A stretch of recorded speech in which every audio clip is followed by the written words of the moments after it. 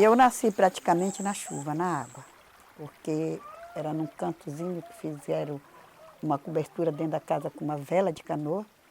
E bem perto, a minha mãe sempre falava que passava a correnteza da água dentro da casa. Olha, eu desde o vento da minha mãe, que já diziam que pela minha terceiro filho da minha mãe vinha o dom do pajeísmo. Não, tem uns que no começo ficam com medo, né? Ficam com medo de se aprontar, ficam com medo de ver, às vezes, na visão ver, eles ficam com medo por não saberem ainda o que é ou por que é. Mas depois que eles começam a seguir, sai com medo, porque começa a ter conhecimento. Geralmente o pajé ele aprende sozinho, ele não aprende sendo ensinado por outro. Aí, assim que é a vida do pajé, a pajelança, ninguém ensina ele, geralmente ele aprende sozinho. E realmente algumas coisas eu tenho aprendido sozinho mesmo. Eu desapareci da casa da minha mãe, da porta da casa da minha mãe por 7 anos. Apareci e voltei 3 dias depois. E desde esse dia que eu sumi, eu só lembro depois que eles me encontraram, na praia, sozinha já. Então, até meu material não foi comprado. Foi tudo deixado na praia para mim. Espada, pena, maracá, essas coisas todas, guias todas.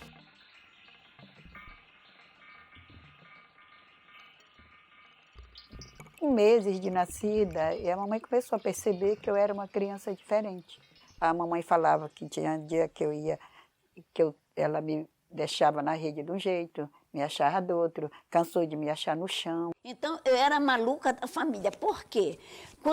Às vezes eu pegava pratos e pegava as coisas, aquilo jogava da minha mão. Acontecia coisa em casa, a dona Cotinha bateu o café, ela torrava o café, depois batia no pilão e botava na lata, para fazer o café. Quando ela ia ver, estava cheio de areia, o café cheio de terra. E daí dizia, foi eu que botei a terra no café. E eu não tinha posto terra no café. A jogar pedra na água, de repente me parece uma menina, desse tamanhinho assim, com cabelo liso, de patinho, com uma fruta na mão vermelha, como que fosse uma maçã.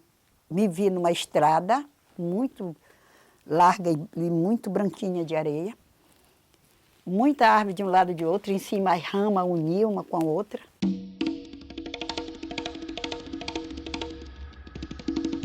Meu pai de santo, que era o mestre Manuel Caraparu, pela uma foto que eu tinha aqui, ele revelou para minha mãe que mandasse buscar eu de Belém, que o meu problema não era para médico bata branca, era para cirurgião da terra, que eu tinha as 7 linhas e eu tinha que trabalhar na linha de pena e maracá, porque aqui na Ilha do Marajó regenda mais a linha da encantaria, pena e maracá, que eles chamam a linha do fundo.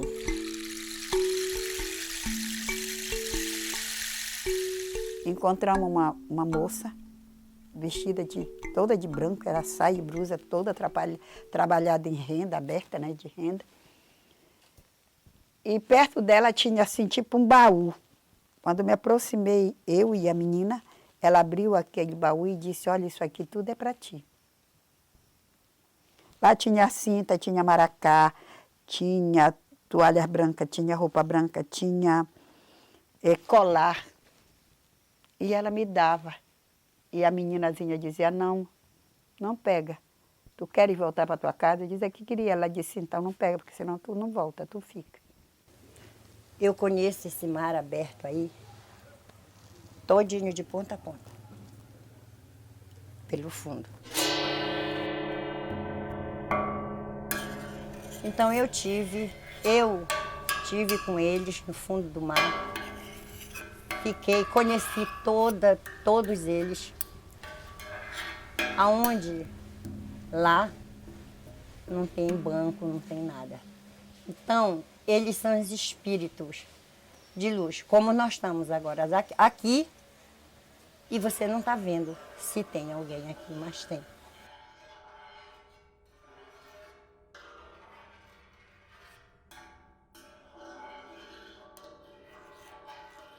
E eu não tinha noção do que era pagelância.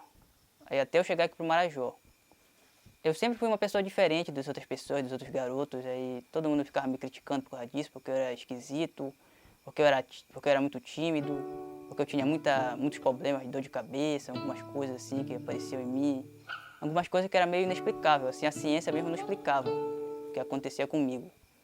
E aí quando eu cheguei para cá, eu conheci a nossa amiga aqui, Dona Ruchita, depois de um tempo, eu comecei a me desenvolver agora e, graças a Deus, estou me sentindo melhor.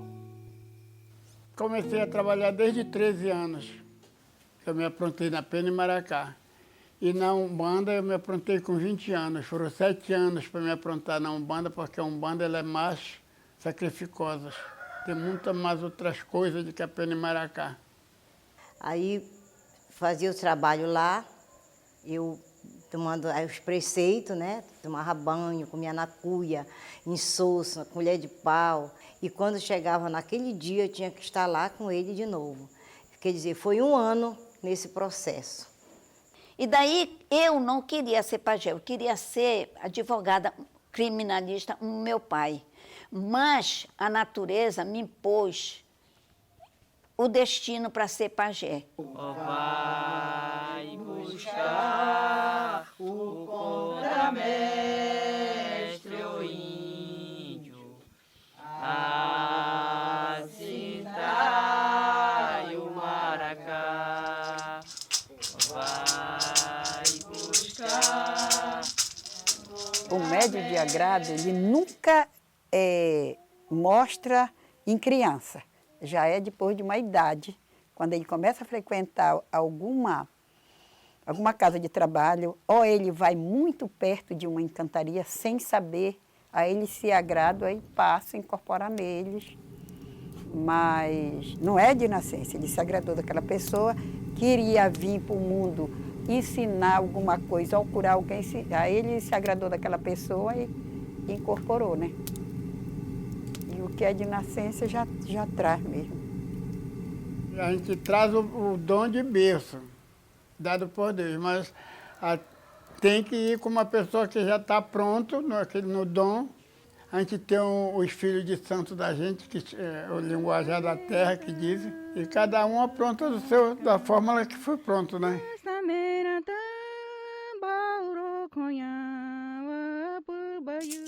Tem o mar, tem a mata, tem a terra e tem o ar.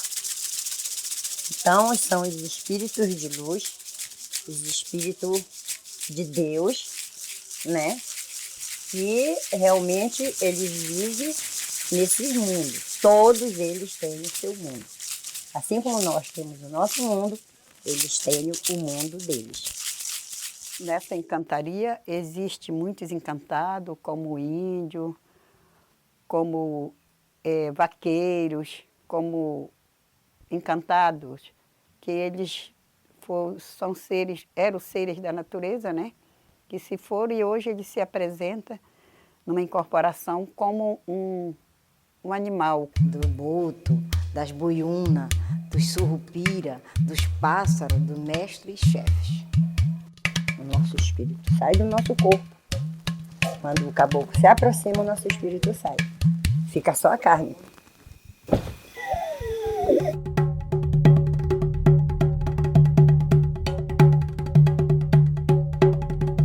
O Pena Branca, o Pena Verde, tem José Tupinambá, tem a Maiara, seu Tabajara, e outros e outros. Eu conheço um amigo que ele é muito teimoso. Diz ele que acredita em tudo, mas ele falha. Como aqui, essa mata, esse terreno é dele, ele entrou na mata aqui para tirar uma madeira e não pediu licença. E quem é tu? E deram uma flechada nele, bem na bunda, que foi me dar trabalho lá em casa, sabe? Passou em 3 dias, muito, por quê? Ele comprou o terreno, mas quando ele comprou com os donos dentro, né? Então ele não pediu licença, levou o que era dele. Isso é sério, viu? Esse espírito é coisa muito séria. Se você quiser gravar, você grava, senão você desliga. O meu chefe está aqui. E não era para mim fazer essa gravação. Mas vocês tiveram muita sorte.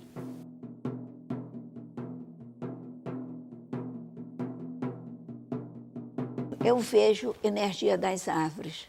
Eu não conto, muita coisa eu não conto para ninguém. Eu não quero pensar, eu sou maluca, estou esclerosada, mas desde nova. Então eu vejo uma linhazinha fininha, mas é de luz. Aquilo se encosta, vai se encostando dentro assim, das árvores e depois some. Eu vejo isso. Eu vejo muitas coisas, entendeu? E é muito bonito, é uma mulher, trabalhar com eles. Ser uma curandeira, sabe? E nos homens também é muito bonito. É assim, a mulher pajé, ela tem mais força do que o pajé homem. E é por isso que existe uma rivalidade dentro das tribos, entendeu? Ela tem, assim, ela vê mais, ela sente mais, ela observa mais. Porque tem muitos que vão fazer um trabalho, eles não vão com a concentração no guia e na responsabilidade do seu trabalho, eles vão só por ir e querer ganhar o seu dinheiro. Aí é uma diferença. Mas a diferença do homem para a mulher não tem, não. Espiritual não tem. Besteira o homem dizer que quer ser mais do que a mulher e a mulher querer dizer que é mais que o homem, porque os guias são os mesmos. E a responsabilidade é da gente. Saber se concentrar para receber eles. Hoje em dia, as pessoas que mais seguem são mulheres, né? Os homens realmente eles não seguem por algum, às vezes preconceito, às vezes por eles não terem mesmo aquela responsabilidade das mulheres, sabe? Meu chefe de cura, meu chefe de cabeça, tudo é homem, tudo é índio. A maioria das minhas entidades é homem. Mas a mulher, ela tem força, porque aqui tem vários terreiros que é regido por mulher, né? Aqui a maioria das associações, sindicato, tudo é por mulher. Sindicato rural é mulher. Associação de moradores de bairro novo é mulher. Centro filantrópico é mulher, viu? Outras e outras associações é mulher. A maioria é mulher. Então a mulher, ela está de frente de muita coisa pela coragem que ela tem.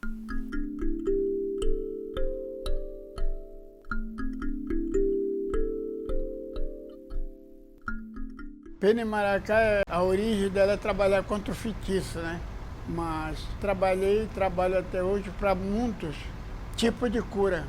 Graças a Deus eu tenho tirado doente aqui da minha casa que está desenganado de médicos. E Deus tem posto bom na minha mão, graças a Deus. Então ela trabalha para vários tipos de doença.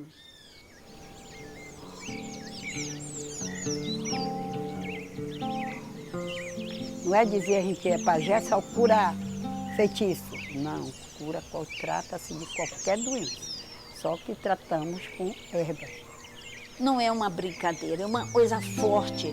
O senhor tem de estar voltado para a natureza, porque eu vejo, quando passo remédio para a pessoa, assim, eu vejo as plantinhas, elas se mexem, elas se dançam. Então, ela erva serve para ela doença, entendeu? Então, é preciso você estar atento o tempo todo os sinais da natureza. Porque antigamente nós não tínhamos médico, era farmacêutico e era tudo com as ervas medicinais. Já que a gente tem esse dom e conhece e sabe para que é o problema, então a gente tem que fazer para a gente ajudar as pessoas e se ajudar também. Eu estava com 7 anos, papai continuava doente. Aí um dia ele estava desesperado de dor, aí eu disse para minha tia que eu ia fazer um chá para ele. Aí fui lá no quintal, peguei várias ervas, lá embaixo da mangueira, lá na rua. Aí ela fez, deu para ele, eu mandei, disse o que é que ela tinha de colocar depois de feito, mamona, mel de abelha, enxofre, tudo ela pôs e deu. E esse remédio curou meu pai. Então, eu considero essa a primeira cura. Olha, o primeiro trabalho que eu fiz, eu disse que eu não ia trabalhar para ninguém. Mas me apareceu uma criança, uma moça que mora aqui em Soura, uma criancinha ainda, ela era criancinha, hoje em dia ela está moça. Comecei, quando dava meio-dia a criança desmaiava, coisa, né? Aí eu fui curando, rezando, fazendo remédio, aí a criança voltou a si e graças ao nosso bom Deus, ela está viva aí para contar, que ela conta para todo mundo sobre esse caso dela. Várias pessoas vinham na porta da minha casa, até com espírito mesmo, de uma pessoa que já morreu, mas era muito ruim em cima da terra, se apoderou daquela pessoa querendo se salvar. Então, me informaram e essa senhora veio, até uma professora, ela veio aqui na minha casa e trouxe, era um bebê. E ele estava mesmo com o espírito. Quando ela chegou na minha casa, que eu olhei, eu vi só a sombra em cima da criança. E era de uma pessoa morta. Aí sexta-feira da paixão, encontrei Nossa Senhora com seu raminho na mão. Aí eu pedi um galho a ela E rezei em cima da criança. Aí eu disse para ela, olha, não é só essa reza, tem que ser as 3 vezes. É para poder quebrar e afastar o espírito. É um espírito que tem nessa criança. E ela, quando foi daqui de casa, o espírito já tinha se afastado da criança. Mas ela trouxe as 3 vezes. Porque o curandeiro, o pajé mesmo, ele não faz as coisas pela metade. Ele tem que fazer tudo certinho. Eu uso muito ultimamente agora, eu estou fazendo garrafada, que é como a gente chama, para curar câncer. Já fiz para várias pessoas, já ficaram curadas, continuo fazendo, né?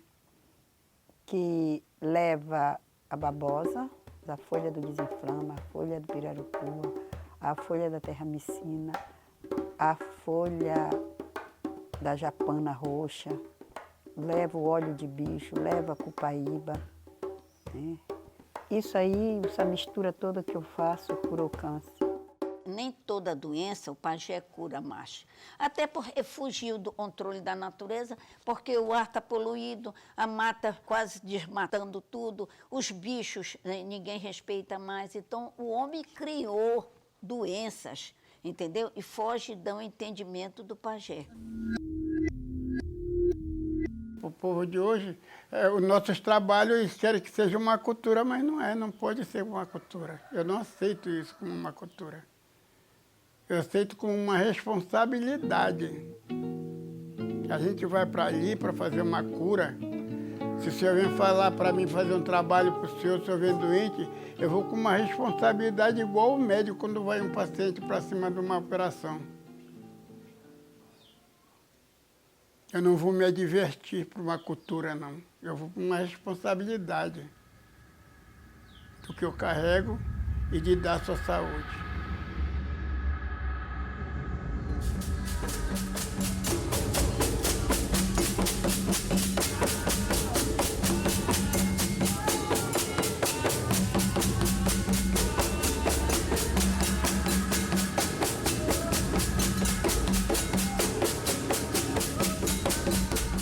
A diferença da pena de maracá para a umbanda é porque a pena de maracá ela é encantada, é guia, e são encantados, são da encantaria. E a umbanda ela é diferente da pena de maracá porque ela é invisível, é um espírito. A corrente de preto velho, que vem da África, e tem aqueles que vieram bater aqui na ilha do Marajó, que ficaram por aqui, e que também já fazem parte da encantaria daqui, da pagelança. Ele é encantado, mas se reduz como um espírito de luz, né? Não é encantado, ele é invisível. E a pena de maracá é encantada. Não falando mal do adoblé, não falando mal dos adecistas, não falando mal do budismo, do catolicismo, não, mas uma coisa, a outra é outra, não pode misturar, fazer salada. Hoje em dia, cada um quer ser melhor que o outro, entendeu? Então aí já vem a discórdia, aí um já quer ir para um lado, já quer fazer uma coisa, outro quer fazer outra. Não é bem assim, sabe? Caboclo não se disputa. Caboclo é sério, se respeita.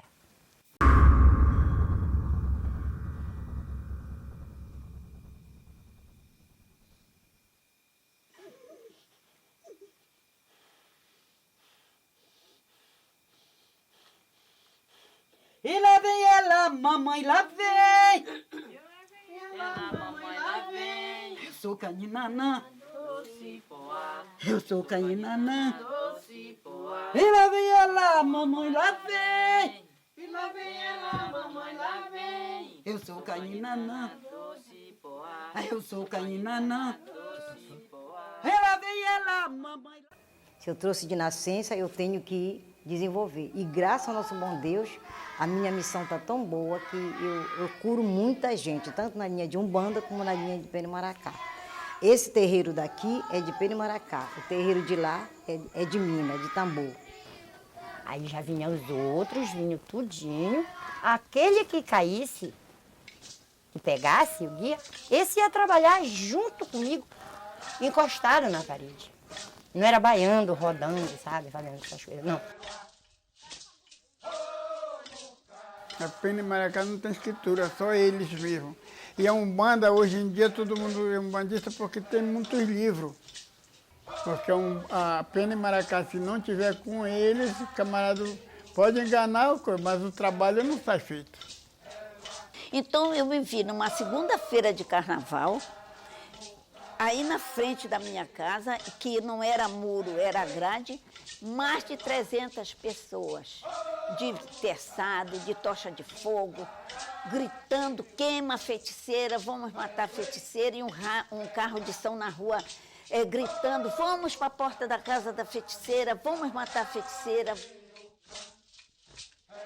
Inclusive, aqui dentro de Soledad há muita discriminação sobre a Umbanda. Entendeu? Há muita discriminação. Tem gente que não acredita, desfaz, sabe? Tem que ter a capacidade daquele pai de santo, mãe de santo para ser respeitado. A encantaria daqui não é Mina nem Nangô. É pagelança. A gente não pode considerar uma religião porque não é uma coisa que você não vê. A não ser que você tenha o dom de ver. Religião eu considero a minha. Mas a pagelança nunca foi religião. Mas a gente tira de letra isso, porque se você trouxe de nascença, você não tem que esconder o que você tem. Você tem que reagir.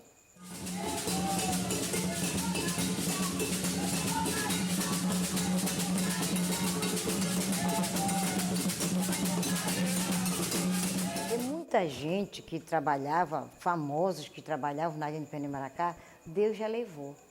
Olha, tinha gente famosa aqui, mestre Tuxico, mestre Piranha, mestre Maria de Fama, mestre Modesto, Dona Vangica, a Maria Olinda, todas essas pessoas trabalhavam muito bem, finada Juruti, na linha de Pena e Maracá, mas Deus já levou. Que hoje em dia já não tem mais, mas já teve muito curador bons, mesmo aqui dentro de Soure. Muitos. E hoje a gente já procura um pajé com lanterna, com vela, com lamparina, e é difícil encontrar. Porque estão se acabando e os familiares não aceitam, não querem. E isso é muito triste. porque é uma cultura que está se acabando. Eu vou morrer e levo comigo, porque não tem ninguém para querer o meu dom, o mínimo do remédio. O meu neto é o futuro pajé, eu estou passando conhecimento para ele. Como ele está se formando agora, está na faculdade, está se formando, a mãe dele é assistente social, e ela não quer que ele seja pajé, né? Mas só quem vai dizer não ou sim é a natureza, e ele está aprendendo já. Tá aqui, hoje eu espero que eles me ajudem a desenvolver esse rapaz aqui. Até porque muitas pessoas hoje em dia no mundo necessitam ainda da cultura do curador ainda. E essa cultura está desaparecendo, aí muitas pessoas acabam sendo prejudicadas por muitas pessoas que procuram praticar o mal ainda hoje em dia.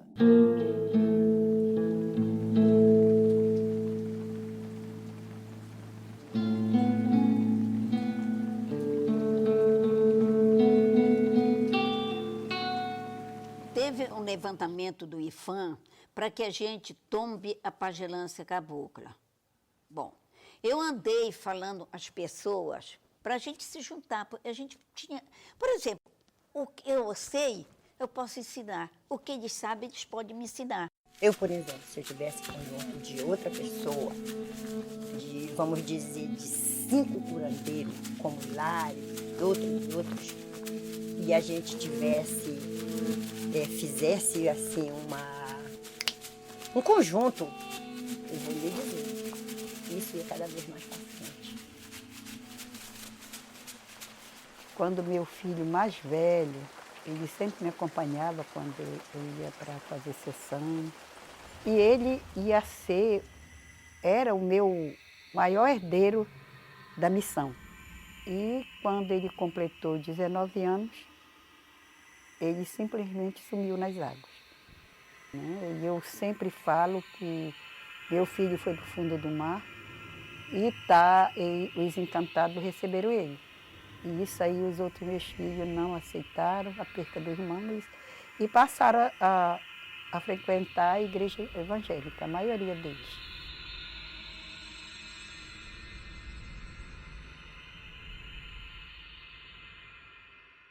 Eu acredito que na pagelância cabocla não tem o fator morte. Tudo se transforma. Então eu posso me transformar também numa árvore, num pássaro, entendeu? Numa estrela, quem sabe, né? É por isso que eu digo, quem enxerga, enxerga. Então daqui mais uns anos, meu amor, se vocês forem vivos, e eu não estiver mais aqui, vocês não vão achar mais curandeiro em lugar nenhum. Não vão mesmo. E vocês vão achar outras coisas que vocês nem imaginam. Caturu, boca da mata, caturu, boca da mata, cai a mãe da mata, meio-dia, é curupira, é curupira.